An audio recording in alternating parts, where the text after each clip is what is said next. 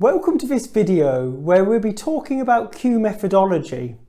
Q methodology is interested in understanding the different viewpoints that exist about a given topic. It seeks to identify the different viewpoints that exist, points of similarity and difference within the different viewpoints, and unearth what is behind the viewpoints and potentially what could be driving the different viewpoints.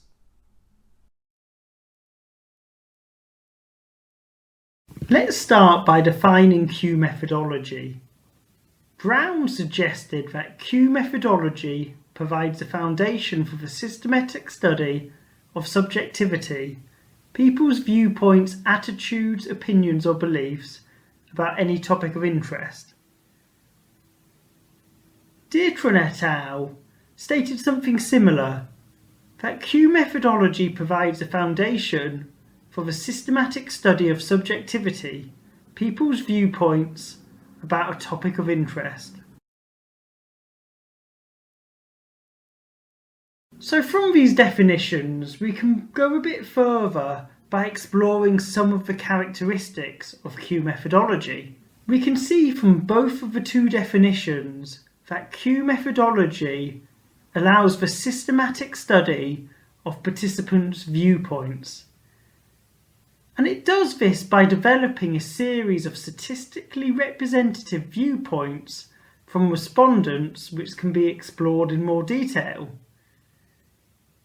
In order to achieve this, Q methodology bridges quantitative and qualitative data approaches, and it is suggested that it allows the chronological analysis of subjective matters by revealing the key first-person viewpoints in any given group of participants. And this takes a holistic approach to understanding groups rather than individuals. So let's explore in a little bit more detail how Q methodology works. Well, let's start by looking at the origins of Q methodology. It was designed and developed by William Stephenson in the 1930s. Stephenson worked with Charles Spearman, who is famous for the Spearman correlation coefficient and other statistical methods. Now, why I mention this is that Q methodology inverts Spearman's method of factor analysis and shifts the focus of attention from the columns of the data matrix to the rows. And what this means is that Q methodology seeks to group participants together by their answers and views to create shared viewpoints. By turning participants into variables and running by person rather than by item, which is done in factor analysis. So to try and explain and demonstrate this, whilst factor analysis compares individual answers of participants to identify which questions produce similar answers,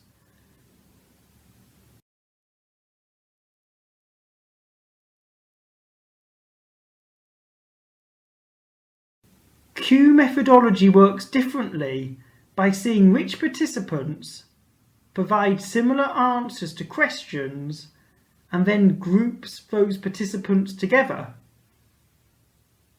So essentially, instead of saying this question produces a similar answer to this question, Q methodology says this person and this person provide similar answers to this question. This achieves the grouping of participants who have similar views, rather than identifying which questions the majority of participants provide similar answers to. So let's explore when it's appropriate to use Q methodology.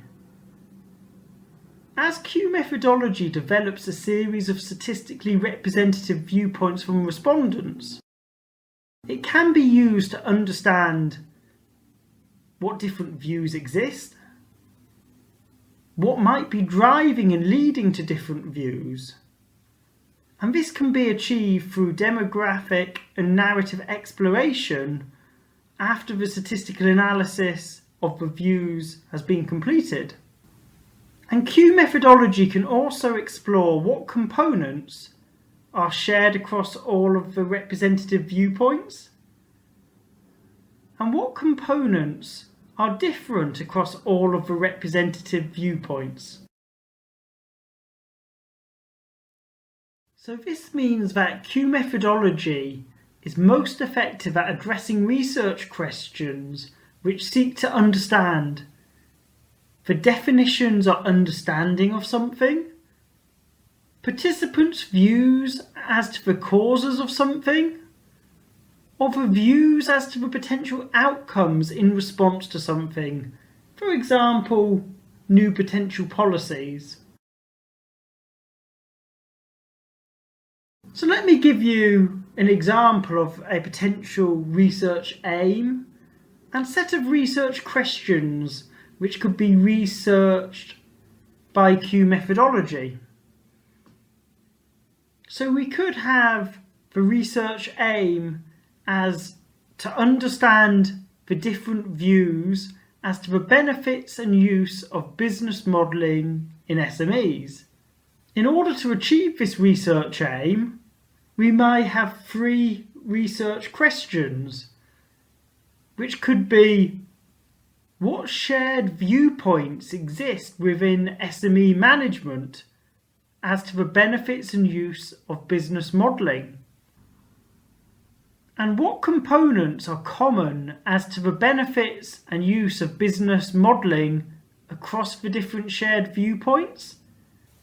And we could have a final research question: what leads to the different viewpoints as to the benefits and use of business modelling within SME managers?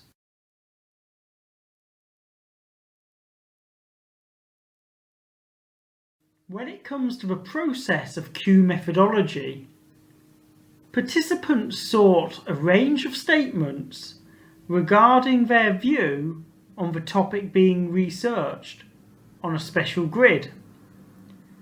The grid offers a continuum, such as from most to least important, and the grid is developed to align with the number of relevant potential statements identified from the literature. The number of statements is commonly suggested to be in the range of 40 to 60. The sorting of statement focuses participants to make a decision regarding the placement and ordering of the statements.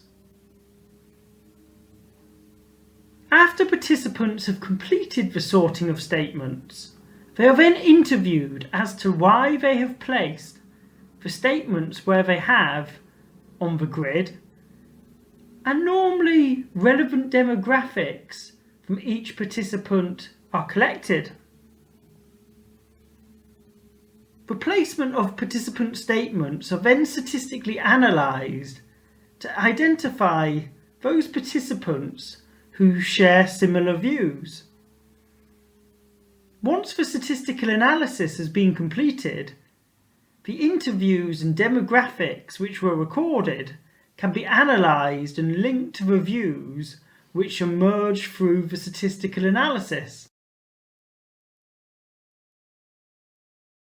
So when it comes to the overview of the stages involved in Q methodology, a researcher must start by identifying the potential answers to their question, which involves reviewing the literature to identify potential statements to be sorted.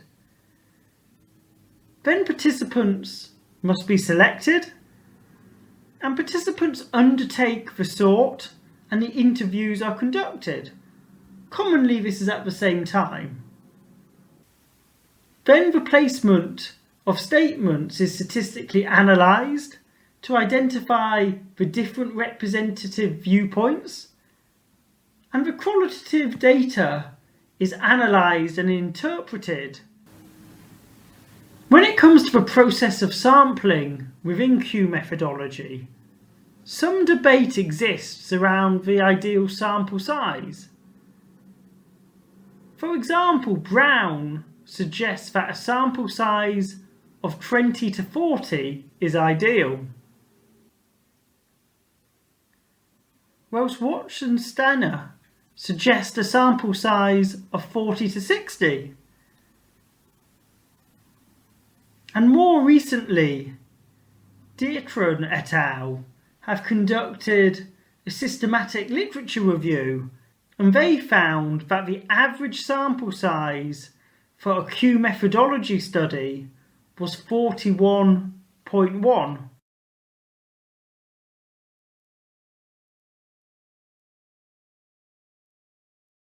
The inclusion and mix of both quantitative and qualitative data within Q methodology should influence the choice of the underpinning research philosophy. I would argue that Q methodology aligns neatly with realism, as some objectivity is offered through the statistical analysis of the placement of statements. But Q methodology also offers some qualitative depth through interviewing participants about their views and the placement of statements. But others might argue the suitability of other underpinning research philosophies. So to conclude, Q methodology is interested in the quantitative and qualitative exploration of viewpoints. And Q methodology provides a systematic framework for using mixed methods. It offers a complete package in terms of research design, as it dictates the stages of data collection and data analysis. And due to the bringing together of both quantitative and qualitative data and corresponding data analysis procedures, it likely aligns best with a few specific research philosophies. My personal view would be it aligns neatly with realism.